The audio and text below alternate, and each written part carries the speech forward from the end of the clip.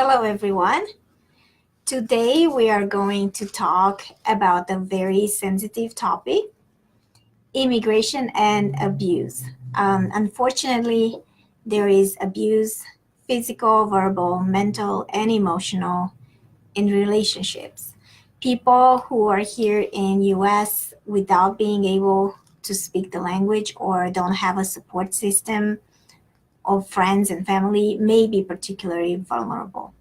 When you are an immigrant, you may feel trapped in your relationship due to a spouse sponsoring you. So I'm hoping to inform you of your options as well as let you know abuse is never okay. I'm Raluca. I provide immigration, estate planning, and family law services for my clients. Nina Clear is my marketing and office manager and is here with me. We really appreciate all your likes, shares, and comments as they help others to see our videos. Before we start, we do want everyone to know, which you already said, that any type of abuse is not okay. Even if the country you came from allowed it, in the United States, it is illegal. That's right. Physical, verbal, sexual, and emotional abuse is illegal. If you feel you or your children are a victim of any of those, please know there is help. The Domestic Abuse National Hotline number is 800-799-SAFE, S-A-F-E. They can help you to set up a safety plan and provide information about shelters and therapists if you need them. Will you tell us some of the ways that a person may be abused specifically as an immigrant? Yes, we are going to be talking about within your home, which is called domestic violence. There is also discrimination and abusive behavior that takes place in your workplace, at detention facilities, or with the public, but we will not be addressing those today. However, I want to let you know that if you came here to work for someone as a foreign national, it is not legal for them to hold your documents, such as your passport or your visa. If you have questions about any of these, please reach out to us privately via phone or private message. One of the ways you could be abused is isolation. They may not let you go out with people, or they may control who you can call or speak to. They may listen to your phone calls, monitor your social media communications, and only allow you outside the home if they are with you. This can all be abuse. In fact, in many places, interference with a communication device, so if they take your phone away or they break it so you can't call somebody, is a crime. That's right. It is not legal for anyone to keep you from communicating with other people. I want to point out to anyone watching this who might be experiencing abuse that you are not responsible. You are not doing anything to cause someone to abuse you.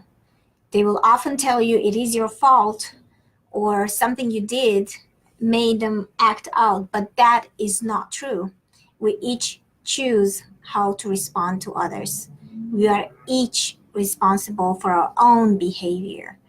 However, whoever is abusing you is choosing to do that. And I know for many people who have a spouse sponsoring them, they can be afraid that their spouse will withdraw their sponsorship. Yes, unfortunately, we see that often in abusive relationships. Not only do they threaten to withdraw their sponsorship, they may say they will tell USCIS that you did not have a bona fide marriage. And this is not okay and can be quite scary for a person to have that threat. Is there anything that you can do if your spouse does that? There is. Each circumstance is different, but your spouse certified that they were in a bona fide marriage when they sponsored you. So withdrawing that after the application was filed may have legal implications for them as well.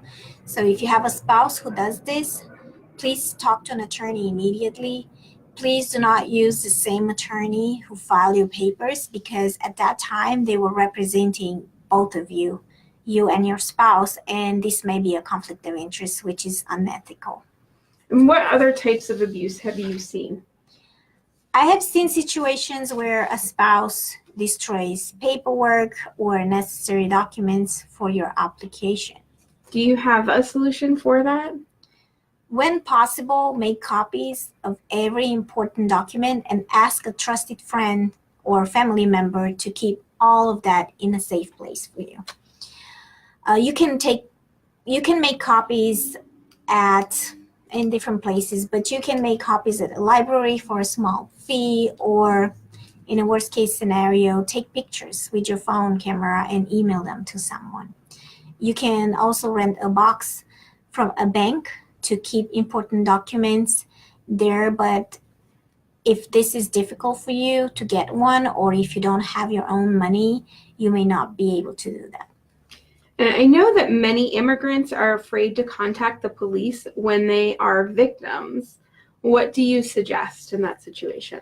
I have stated this previously, but it's good to repeat. While police can ask your immigration status, you do not need to answer them. Most importantly, they cannot use your immigration status against you or refuse to help you in cases of abuse. Anyone who is a victim of abuse, whether a citizen or not, has the right to report a crime, and they should have protection from the police.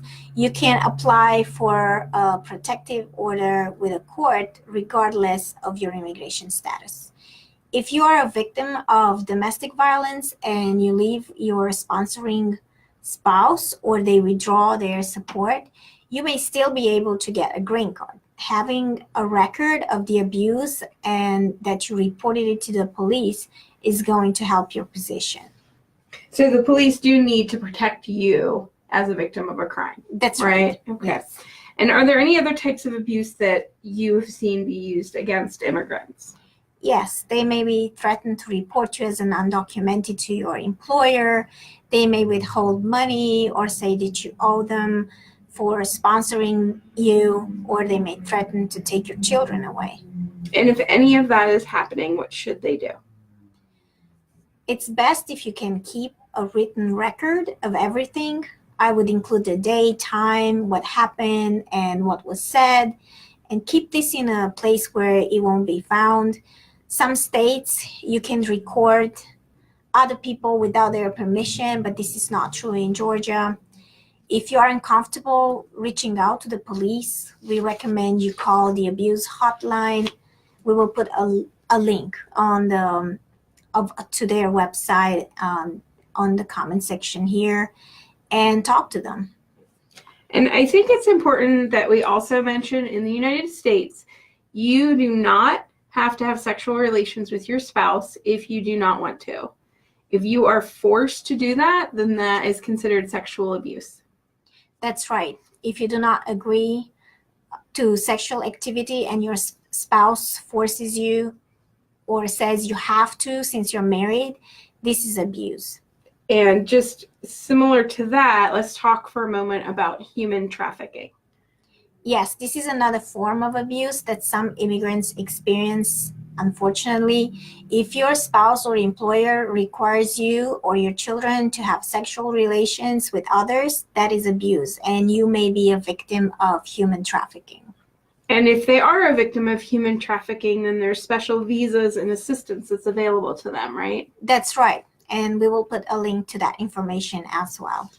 Finally, if you're here on a conditional green card and you're a victim of abuse, you may be able to file for a removal of conditions without involving your abusive spouse, right? Yes, in limited circumstances, you can apply without your spouse. And I recommend that you talk to an attorney or a community advocate who is able to assist with immigration issues to help you with processing this application. Abuse is not okay. You do not need to put up with abuse because you are an immigrant, and there are agencies in the United States designated to help people who are victims of abuse. If you need assistance to find one, please reach out to us. Thank you for watching again, and remember, we are always here to help. See you next week.